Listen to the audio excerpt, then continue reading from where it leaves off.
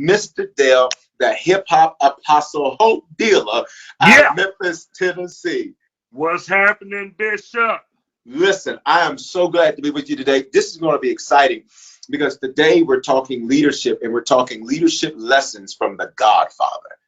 Amazing. Leadership lessons from the Godfather. Listen, guys, I want you to do a couple of things. One, don't forget you can connect with the Harvest Leadership Network. To do that, all you have to do is text HLN to 59769. Connect to the Harvest Leadership Network. If you're a leader in the 7 areas of society, arts and entertainment, business, education, family, government, media, and church. If you're a leader in any of those areas, every leader needs a leader. Every general needs a general. Every pastor needs a pastor. Everybody needs somebody that can pour into them. And what we want to do is help empower leaders so that they can seize the harvest and change the regions that they are in. Pastor, let's get into this thing. So you got me started on looking at the Godfather. Now, I got to be honest. I had preached the Godfather before, but I got to be honest, in a series we did called Harvest at the Movies. I preached it, but I didn't actually watch the movie. I read the summary. I said, this is a 3-hour movie. I said, I'm going to read the summary and preach it from the summary. And it preached well, but you had me watch it. You preached well, no doubt about it, but you did yourself a disservice by not looking at the greatest trilogy of our lifetime. Listen, it was amazing. It was absolutely amazing. So we're watching it. It doesn't seem like a 3-hour movie. I told you that. Matter of fact, we even paused it several times and had conversation and dialogue about the leadership principles and all of that. And so we probably took more time than the movie did. It was powerful. First off, to those who may not be familiar with you, tell them a little bit about your background, who you are, what you've done, because you really have pioneered. We talked about it. You really pioneered a new genre of music in what was known as holy hip hop or Christian rap, that type of thing. It's popular now, but when you were doing it, you were getting kicked out of churches for it. Tell a little bit about your story, because there's a special grace it takes to be a pioneer. I know, because I have that same grace. There's a grace you got to have to be a pioneer. Definitely. I started professionally with the platinum and Oscar selling rap group 3-6 Mafia out of Memphis, Tennessee. Now, just alone, outside of me being a pioneer of holy hip hop, you got to understand, me coming from that world already was a lot of critics, skeptics, you know, because of the crossover, which I don't understand, because we're all coming from sin. It's just the difference was mine was popularized. You know, mine was out there on Front Street. But and especially when you look at the group name, 666 Mafia, 3-6 Mafia. So I got so much pushback coming over. But then I knew what God told me, and it wasn't by choice. You know, the Bible says you didn't choose me, I chose you. Definitely the thing in my case. I don't have the testimony where woe is me and I hit rock bottom. No, I was riding high and had no intentions of giving my life to God, nor did I have any intention of starting this movement, or pioneering this movement.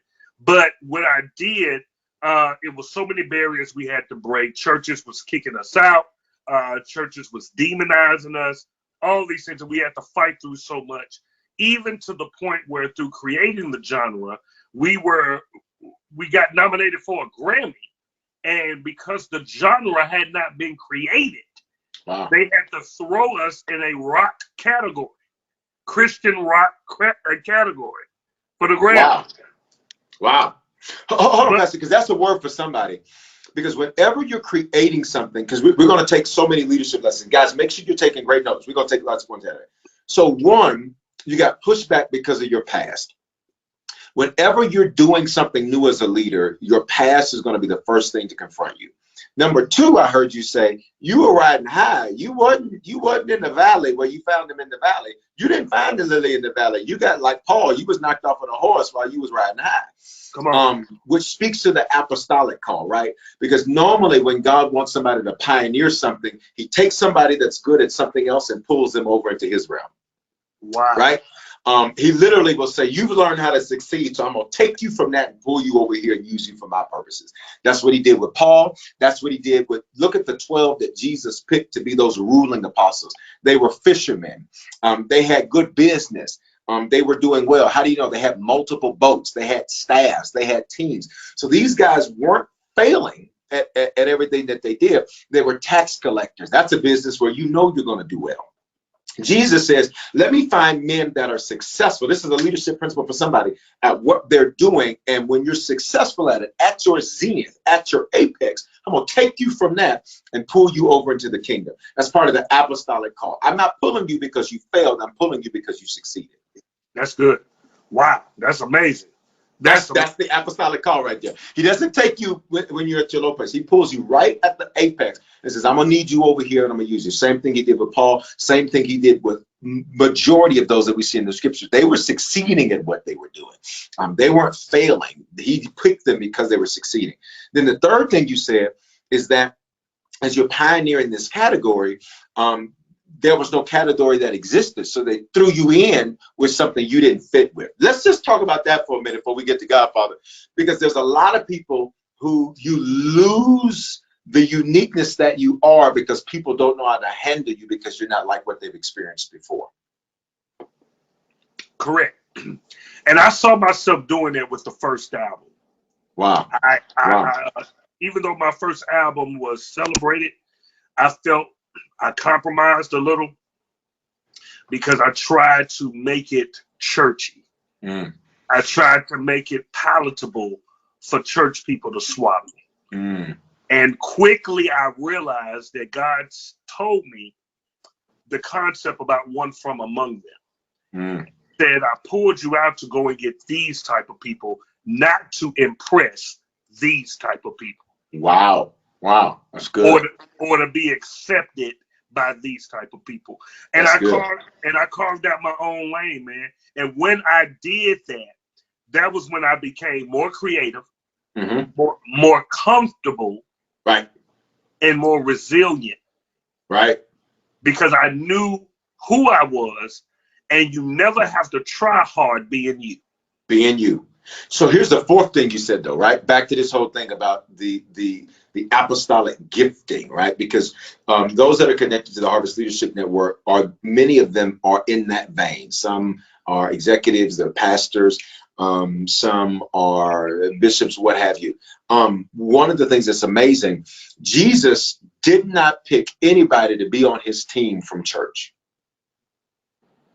I'm going to say that again. That's good. Nobody in Jesus' top tier was from church. Wow. He didn't find them in the synagogue. That's true. He didn't find them in the synagogue. He didn't find them at temple. He didn't synagogue where they'd be taught, temple where they'd sacrifice. He didn't find them there. He found them out. Here it is in the marketplace, succeeding at what they were doing. That's good. And then he says, come follow me, because you're succeeding at this, but you're still not fulfilled in what you're succeeding at. True. And can you say that about you? Is that statement true for you? Yeah, that's what it was for me, because, right. The seed of righteousness was always in me. My mother chose life. She was saved. She always used to take us to church, the whole nine. But I ran in the streets, ran with a gang. But my heart was always people. I love people. Even when we were, traveling and doing shows, I was the one that always prayed, and things like that. So definitely, even though I was successful over here, I knew that wasn't my purpose, and that wasn't my true calling. Wow, that's good. That's really good. That's really good. So you create this lane. You're thrown in this category with other people. Fast forward. Let's fast forward. You end up creating Hold This Up and so many other things. Talk to us a little bit about that, and then we're going to get these leadership lessons from the Godfather. Yeah. So after the first album, I then go into creating a movement of young people of that generation. Basically, hence the coin name Hip Hop Apostle. Because I wanted the hip hop generation to represent God the way they was representing the enemy. I was very frustrated with the zeal and the excitement that they had over the devil, but yet these people claimed that they believed in God, but they didn't have a product or a culture that made it okay to still represent God and still dress how they dress, talk how they talk, and the music be equivalent to what they listen to. You know, when I came into it, it was only a handful of quote unquote gospel rappers, and it sounded very churchy. It did not sound like the culture. And so, of course, kids will look at that as being corny. Gotcha. So that was my main thing, was to make it cool, to make Kingdom cool. There you go. That's good.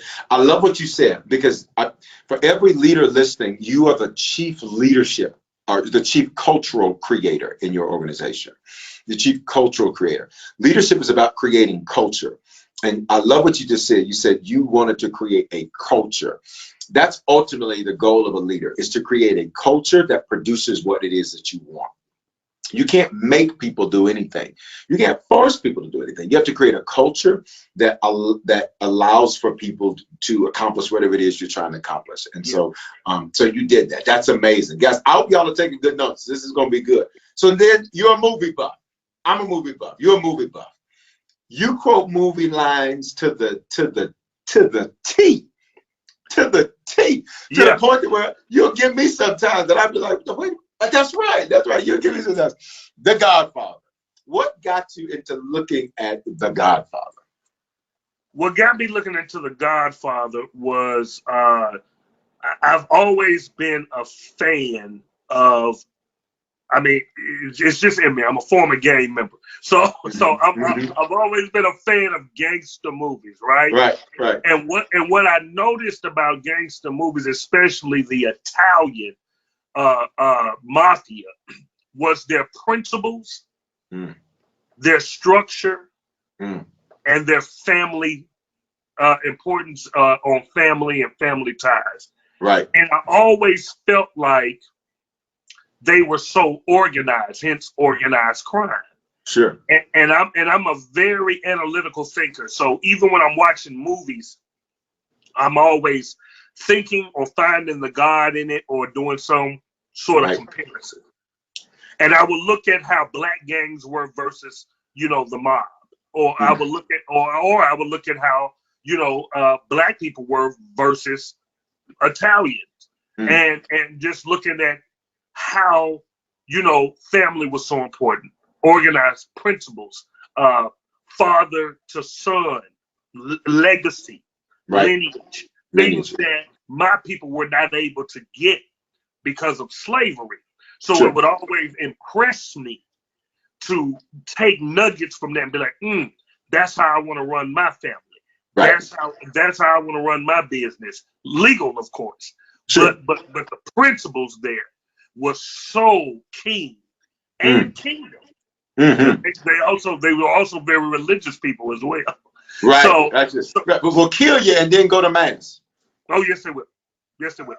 They'll order the head of the 5 families while being at mass. While at mass, right? I love it. I think what you said is so important, because here's another leadership principle. If you don't understand where you've come from, you don't know what's fighting you where you're at. I'm going to say it again.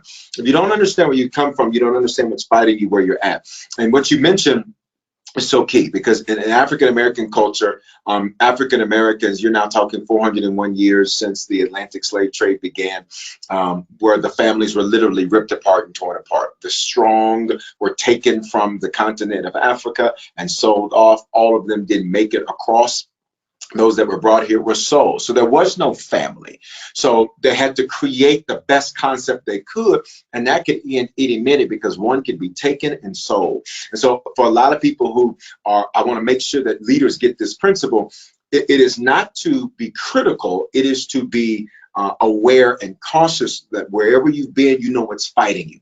So because disunity if you're an African American leader, is something that has had to be faced culturally, historically. You got to know that disunity is what's fighting against you now, right? Yeah. Because it is the 400-year pattern of you don't get to build a family. So here it is. You don't get to have loyalty. You don't get to have legacy. You can't pass from father to son because you don't know where your son was sold to.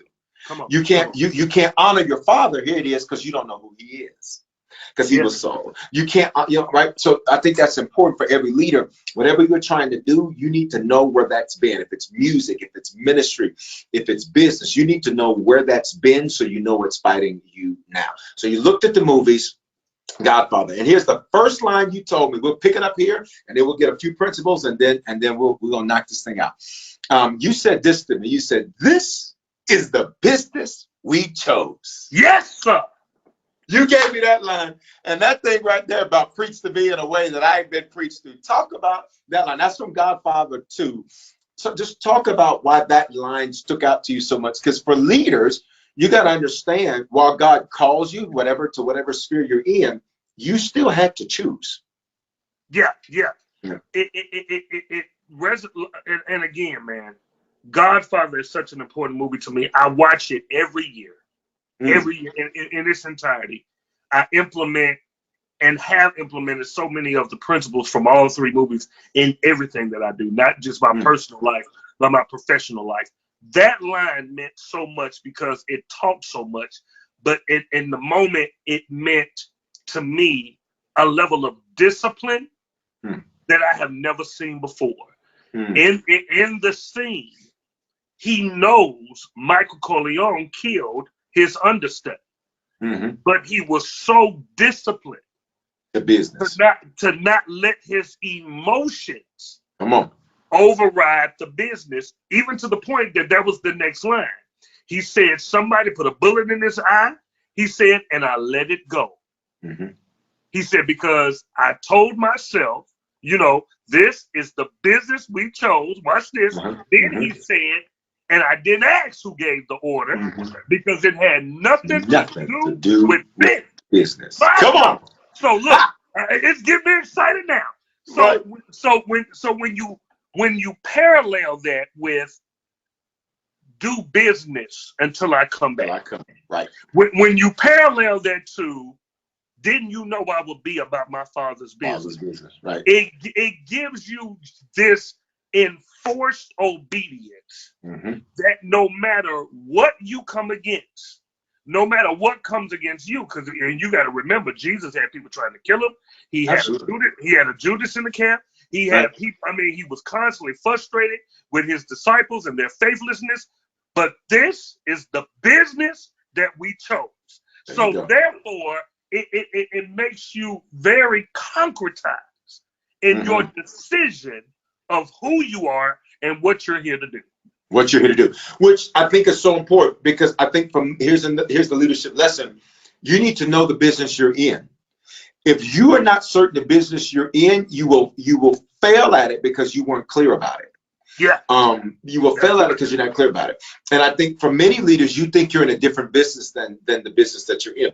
For example, if you're a chief executive officer of an apparel company, you are in the business of selling apparel. That's the goal. That's the end game. You are not in the business, here it is, of hiring people that don't produce and keeping them on because you feel bad for their situations. Wow. Now, I know that's a hard statement, but if you think you're in the business of rescuing people, your business will fail because you didn't realize the business you chose. See, to say this is the business we chose, you got to know what business you chose. Yeah, you should have been a lifeguard. There you go. Should have been a lifeguard, or go into social work, or go into something else. Do something else, because as a leader, when you begin to get emotional about the business you took, even Jesus, let's use him again. He never asked Judas what he was doing. He said, "Just do it quickly."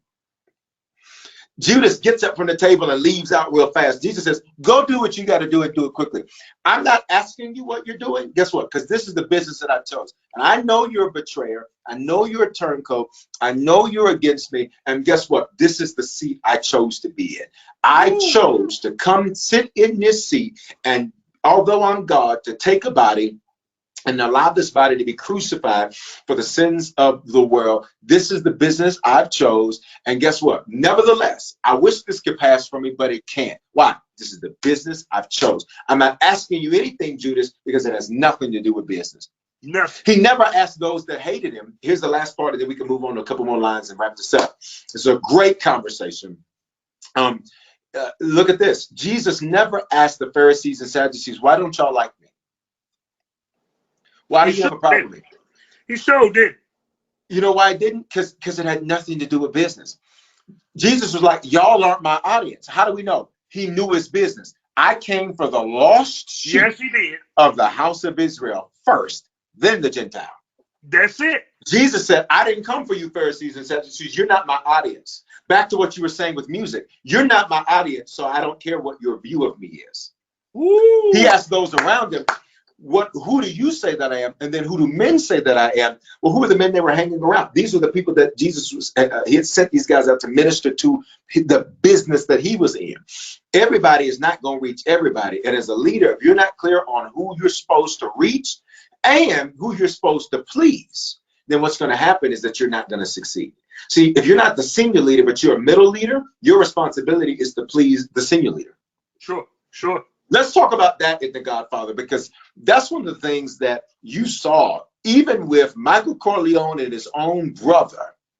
Yes. Let's go there, because everybody listening and watching is not the senior leader. Some are middle level leaders. They're directors, managers, whatever the organization is, church, associates, whatever it is. And so when you're in that spot, some people say, well, as long as God is pleased, then I'm pleased. But when you're a middle level manager, what does the Bible say? Please him who enlisted you, Paul tells Timothy. And who enlisted you wasn't God, Timothy. It was Paul. It was me. Let's talk about that, because sometimes people aren't effective when they're not the senior leader, because they don't know who it is that they're supposed to be pleasing as it relates to how they produce, how they serve, how they work, etc. The mob is so good with that. If you remember when they tried to set Michael up on Trump charges, they had a chart of the mob, and it had the Godfather at the top, and underneath that they had the capo, they had the captain, they had the counselor who was Tom. Like you know, everyone had their roles, and even in the mob, you remember this in Harlem Nights when Tommy was stealing the money. And and Bugsy told the guy, he said, well, you brought him to me, so it's your responsibility. Your responsibility. So so you see there what you just said, you're who you connected to. Sure. So if you screw up, then it's on you and the person that you picked. Right. That's good. That's good. One of the things that I saw in the movie, there was this sense of Michael Corleone, who was the son of the premier character, Vito. Now, listen, I haven't seen one yet. It's on my list. That's it. This I've seen 2 and 3. I watched 3 the next Who day. is the original Godfather? The original Godfather. Now, here's the thing. His sister, Connie, shows up. And Connie says, I need to talk to my brother, or Michael, whatever she called her. And the mother, their mother. Come on now. Says, no, wait. I ain't gonna let you breeze by that. And she said, and I don't want to wait. Okay, I didn't remember that. I didn't remember that line. See, you got the line. She said, and I don't want to wait. But remember, that goes with the mama. And what she said, you go wait like everybody. That's the reason why she said that, because she was trying to trump her kinship, over his divinity. Yeah, over his leadership. Yeah. And you even see that happen with Jesus. Jesus is preaching and he's teaching, and his mother and brothers come, and which is interesting to me, because why weren't they sitting there listening and receiving? Here's a leadership lesson. Pay attention to those Jesus did not invite in. Because as a leader, many times you invite in who even God would invite into what you're trying to build. Jesus did not invite all of his siblings into what he was building. At Jesus' death, while he's hanging there, his mother is there. Listen, not even his brothers are there. You have to pay attention. Go to your point, please. I want you to yank that point. So boom, there we are. Connie comes, wants to see her brother and the mother. Pick it up. The mother says, you're going to wait in line just like everybody else. Same thing Jesus said. Jesus said, who is my mother and who is my brother? He points to his 12 and says, whoever does the will of my Father, this is my mother, this is my brother. He redefined, here it is, because we're talking about the movie Godfather. He redefines family versus relatives. Yes, he does. And as a leader, one of the things you can begin to get emotional about and make bad decisions about is especially as it relates to family and relatives. Because you will begin to make business decisions based off of family relations. Yes, yes. Even Jesus wouldn't do that. Even Jesus says, y'all don't come in here interrupting he's checking them publicly. Y'all don't come in here interrupting what I'm doing. He says, these people are headed the same direction as me, which means my family are those that are headed the same direction as me. Relatives are people who I share common bloodline and ancestry with. Talk about that from the aspect of the movie, because that was the whole thing. It was these family businesses, right? This olive oil business that, of course, then broke off into, other stuff. But the point is that at one point, Michael disowns his own brother because his brother invokes emotion, and his brother, Michael says he's weak. And the reality is his brother was the weak link that almost took the family down. That's what Godfather 2 was really all about, is the family was almost, his wife and kids and him were almost murdered because of his brother. Let's talk about that, because many leaders, you get distracted by what's going on in your house. Definitely. Michael had a meeting at the beginning of the movie where he met with a corrupt senator, and then the senator asked for, for them to meet alone. And he said, Senator, I trust these men with my life. If I ask them to leave, it will be an insult. Not one of them was his blood. Whoa! Come on here. Wow. He said, I trust these men with my life. Now, this is the family business, but not one, even Tom. Remember, Tom was not his real brother. He considered him a brother, but he was an orphan that his dad took in. So the close-knit circle was not even his blood. Wow. Including Fredo. Right. So Fredo was out. Uh-huh. And he only let Fredo handle minuscule parts, which Fredo became very jealous of that. But Michael was very clear about his weaknesses. He was very clear about who he was. I believe that he still somewhat blamed him. You haven't seen one yet, but I think he blamed him for being off when his father, when the first assassination attempt was made on his father. So he knew that his blood had nothing to do with the organization and the moving on of it and the strength of it. Right. That's so powerful. Because sometimes leaders, especially for those of you who are entrepreneurs and business owners, you want to build a dynasty. Yes. And sometimes that's not what it's going to be.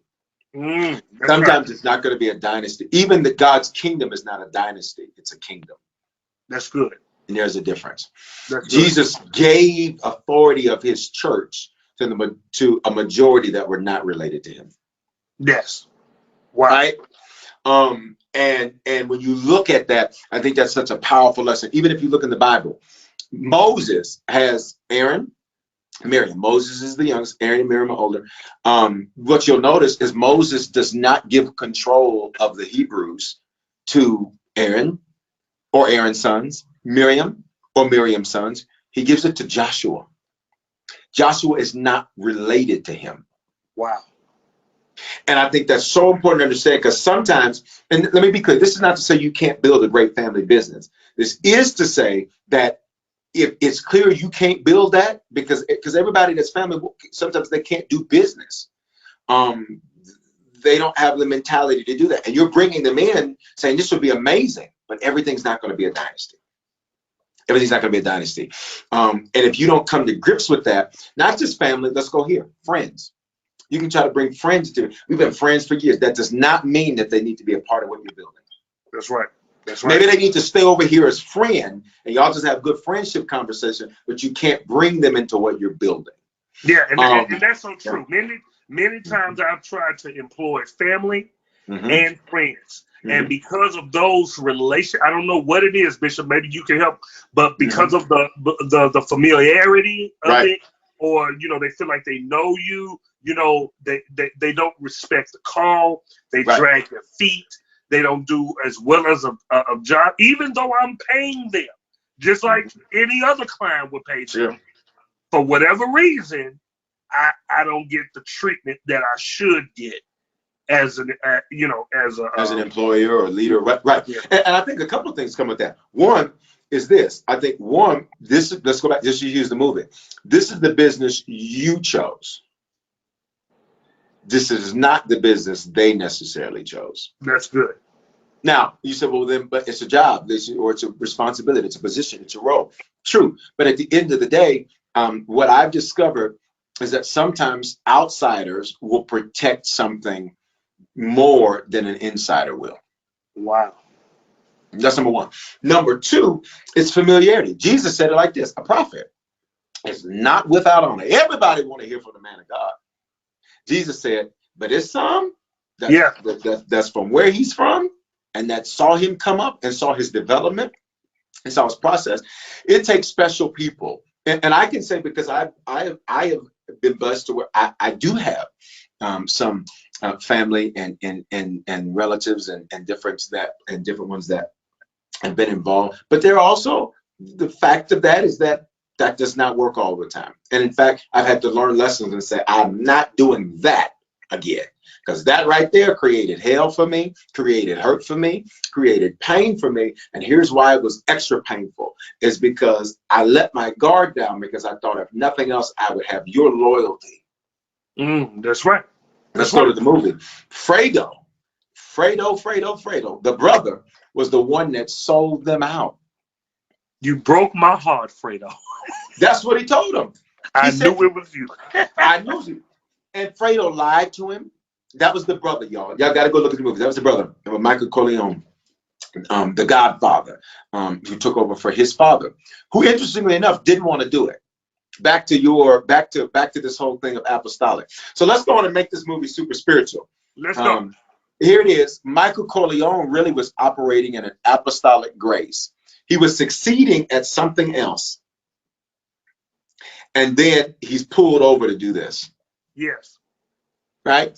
And so when you look at this movie, there's so many parallels to life which is why I said we got to do a whole talk on leadership lessons from the Godfather, because there's so many parallels. Success. If you want somebody to get something done, give it to somebody that's busy. Ooh. Many times we look for people who aren't succeeding and say, let me give him a shot. That's not, God doesn't even do that. God says, let me find somebody that's succeeding. Now let me get him some more to do. Got it? The 5 talents, 2 talents, 1 talent. Who got more? 5 and 2. The 5. You know what to do with what you have, so I'm going to give you more. So for every leader that feels overwhelmed, it's a compliment. It's a compliment. You're not overwhelmed. You're just underprepared for what it is you're handling. You're not overwhelmed. God is literally complimenting you and saying to you, I knew you could do this. Why did I skip all these other ones and come to you? And they ain't got nothing to do. It's because I know you will get it done. For everybody that's a leader in an organization, why does everything get given to me? Because you get it done. It's a compliment. More weight is an indication you're stronger. Woo. Did you hear what I just said? Yes, more weight and more pressure is an indication that you're stronger than the others. And so Michael had a strength that his father saw that his brothers didn't, that the others didn't. But let's talk about this Fredo. Fredo sells out his brother. And Fredo says this line. He says, Michael tells him, this is, I got it set up. This is how Pop wanted it. I think he said Pop. This is how Dad wanted, Pop wanted it, something like that. And Michael said, Fredo said, but not how I wanted it. Yeah. He said, what about me? I'm smart. I can do things.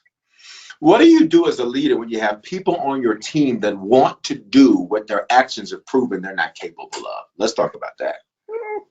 Let's talk about that. They want to do more, but they're struggling with what you already gave them. Come on. They want to be the leader, but they're struggling with what you already gave them. Look at that. There we go. That's crazy, because, to whom much is given, much is required. That's what the Bible says. That's Bible. So it amazes me. It almost speaks to pride and arrogance Right. To want, because what are you trying to prove? Right. What is the agenda in you wanting to do more, knowing you're not successful here? Right. Right. And Pastor, though, but isn't that the issue, though? Is the thought that you are succeeding, yet you're not pleasing who enlisted you, where we started the conversation in this point. Right. Because sometimes as a leader, you will have people on your team who think they're doing great. And in their own world, they're doing amazing. But they're not attempting to please who enlisted them. They're pleasing themselves. And that's why I said it was pride. There you go.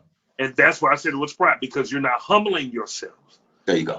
Go to your leader, the one above you, to right. say, am I doing this to your liking? There you go. And let's deal with that. Okay. You open it up. All right, here you go. Now you got me going now. All right. Because we live in a culture that says, but I don't care what you think. Look, it's about what I like. And I felt this and I felt that. Guys, especially in church, that's not Bible. That's not godly. That's not living your truth. That's evil. Satan tried that, and God said, you and everybody that think like you can get out of here. Come on. He kicked Satan and 1/3 of the angelic host. Angelic host means angels that fight. These are warriors. He said, everybody that fights like you has to get away from me. Because the attitude y'all have is you're going to do your thing your way, and you're in my thing. This is my kingdom, not yours. Woo. This is my thing. Okay. All right. So you want your own kingdom so bad. He says, I'm going to literally send you. Revelation 12 says he sent the earth. Earth is hell for them because it puts them in time. He says, I'm going to send you there. And your punishment will be that you can no longer be around me because you're not trying to please me. You're doing your thing your way. That is literally the spirit of the enemy. That's literally, if we want to go here, Bible, that's the spirit of the Antichrist. When you are an anarchist within an organization. And you'll say, well, I'm just pushing the envelope. And that's fine to be creative. That's fine to create suggestions. But you got to please who enlisted you. And leaders who have teams, if you got team members that aren't doing this, you're dealing with an evil spirit. That's desire is to create anarchy on the team. Got it? And if you're someone that's a leader under a senior leader, you are literally not that is not God telling you to go against the leader and not do what the leader wants and not do what the leader said because you think you got a great idea. It's not your kingdom. Michael Corleone was the Godfather, and let's talk about this. We'll close with this. When people stepped out of line with the Godfather, Michael was so cool. Let's talk about his demeanor. Let's go. Michael was so cool. Michael was cool. Michael was calm. Michael was collective. The only time he got really emotional is when it came to his wife and kids. And his wife, we talked about this. Let's hit this real quick and then this demeanor and we're out of here. His wife was his weakness. He picked wrong. Yes, he picked wrong. He picked wrong. Why did he pick wrong, Pastor? Why did he pick wrong? I believe he picked wrong because he was led by this fantasy that he wanted. He so did not want to be like his father that he wanted to pick. He wanted to pick a woman that fitted the fantasy. But when the attempt was made on his father's life, then his pick should have matured with his new position. Let me say that again. Let's go. Come on. I love it. His pick should have matured with his new position. Remember, when he had Kay, he was Joe College, like his brother told him. He was the Marine vet. Right. He was away from the family business. He was not involved. So for that position, she was perfect for him. But when his position changed. Wow. His pick should have changed. Wow. And she didn't. And here's how you know, in relationships, friendships, if people can't mature with you, they are literally a roadblock to you. If you can't evolve with me, you are literally a roadblock to me. Because that's the only time he got emotional was with her and the kids. Kids are understandable. And the kids wasn't really making them emotional. It was her. It was her. She was the weakness, and you remember you brought up the fact of Delilah, and Right. she's, you know, and every man's Yes. weakness. I mean, that anybody else, he's cool, he gangster, but when it comes to her, he's stressed, he's yelling, he's out of. Right. He turns into another man. And in one scene in the movie, he lunged at her. I mean, it was bad because it was wrong, but it was funny from a theatrical standpoint because he's standing here and he just lunges at her. It's bad what he did. Don't get me wrong. All right, I don't want the ladies to think anything wrong. It was bad what he did, but it was theatrically to watch it. It was funny. He lunged at her because she was literally the word Delilah means Samson had Delilah. Samson, the strong, wise warrior. But that doggone Delilah was his weakness, and her name literally means one who weakens or makes poor.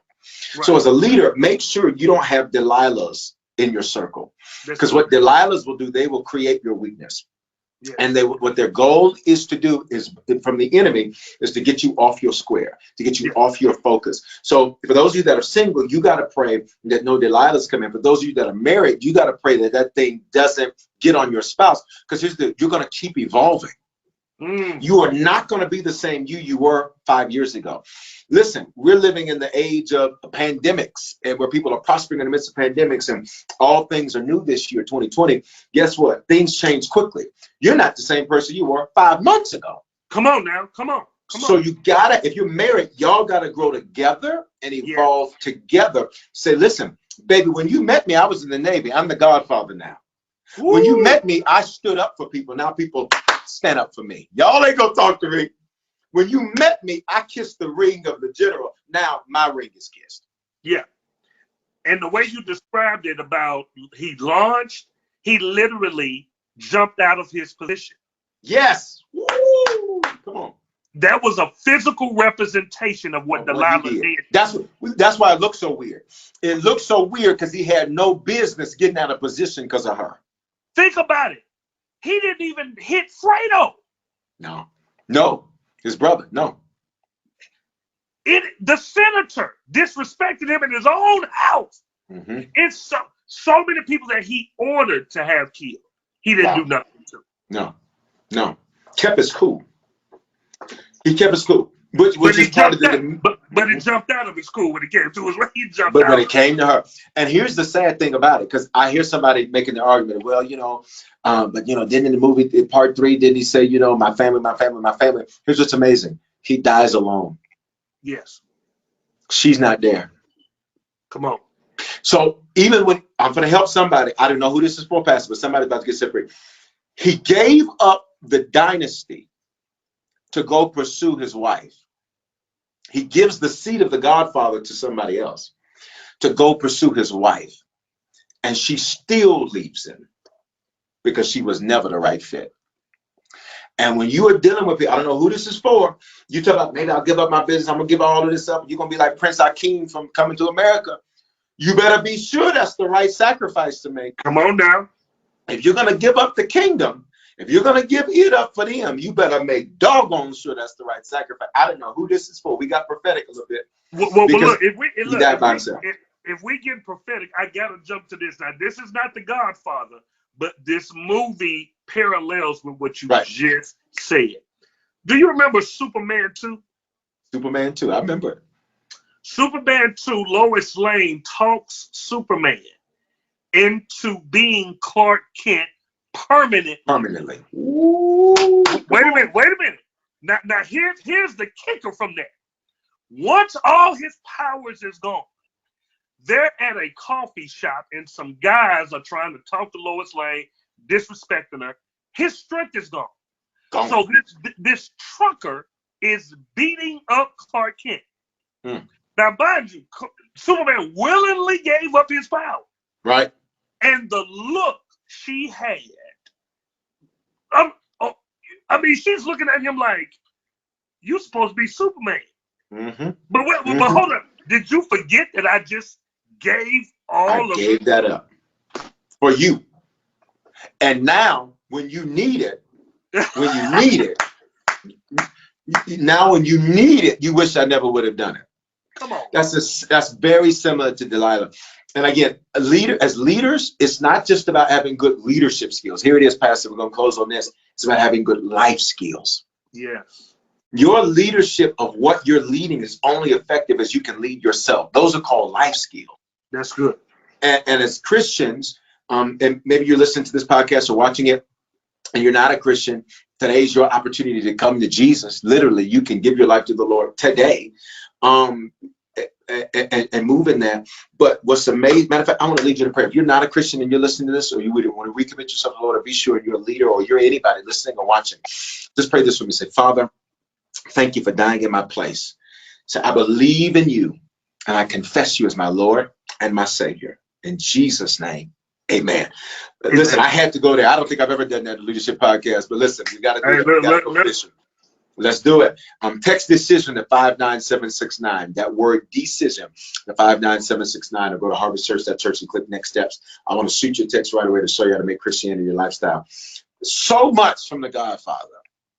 So much. What would be your last takeaway that we leave to leaders that are listening? Because we gave so many nuggets. This is like been a gold mine discussion. The last takeaway would be what I started my Hope Dealer 2 album with. It was a quote from Michael Corleone.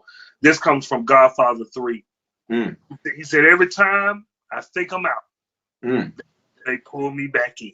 Ooh. Listen, if you have been chosen, ain't no way out. Ain't no way out. You can want to. Listen, I don't care how the people act. I don't care how people under you or over you act. God is always going to pull you back in because they did not call you. God did. God did. Whoop, that is. It ain't over till it's over. Till it's over. Here's mine. In the movie, I think this is 3:2. He says, never hate your enemies. It clouds your judgment. Yeah. Back to Michael Corleone's demeanor. He was so cool, calm and collected. He had power. He had wealth.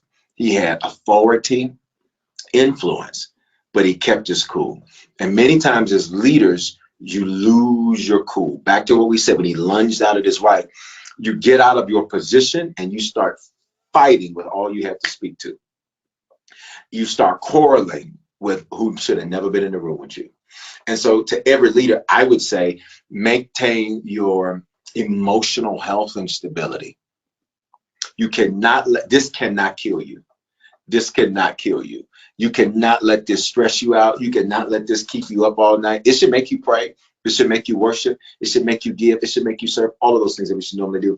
But this is not going to be the end of you. This is going to be a fresh beginning for you. Because at the end of the day, if we look at Godfather, really, it is a representation. I'm going to flip this thing of what was looked at as an evil business, family business, organized crime. Here's the reality. We are in the kingdom. And in the kingdom, this is a family business. Come on. And we got one Father who is God. Come on. And that Father that we have, he says, listen, go, as you said, do business till I come.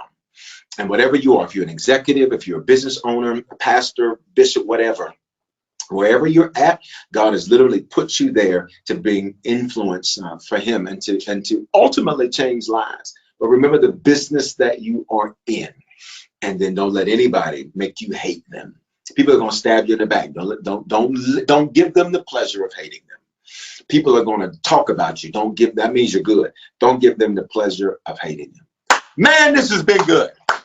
Leadership lessons from the Godfather. Listen, guys, what I want you to do, you got a new album coming out, but tell us how folks can get your last album, your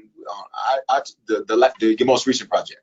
Yeah, the most recent project really was prophetic because it is the soundtrack of everything going on right now. Wow. with civil rights and just everything. It's called Black. That's available on all digital platforms. All you have to do is Google or Apple, Android, YouTube, Mr. Dale Black. That album is available for streaming right now everywhere. And my brand new album, double album, will be released on the 20th of November and December. It is a double album. It's called 20 20, Wow. celebrating 20 years in hip hop ministry, 20 songs, hence 2020. I love it. I love it. Man, you are amazing. Thanks for joining with me today. Great conversation for every leader. Again, I encourage you to subscribe to our podcast. Man, I love you. I appreciate you. Again, text HLN to 59769. Get connected to the Harvest Leadership Network. If this blessed you, you should bless what blesses you. Sow into it. Go to harvestchurch.church/give. You can give that way. If you want to use the Cash App, you can use Harvest Church Give. You can give that way. We're going to be a blessing. Whatever you sow, we're going to be a blessing into Pastor's ministry and what he does. So I want for you to sow. Do it right now. Sow right now so we can be a blessing. So go to Harvest Church Give or Cash App, Harvest Church Give, PayPal, Venmo, Harvest Church Give. We got it all now. PayPal, Venmo, all this stuff. All these different things, and people love it. And then, of course, text to give, which you can get all of that to our website. Love you guys. Love you, Pastor. Appreciate you. Love you, Bishop. Thank you. All right. All right. God bless. Yep, we love God, and we love people, and you know we love life.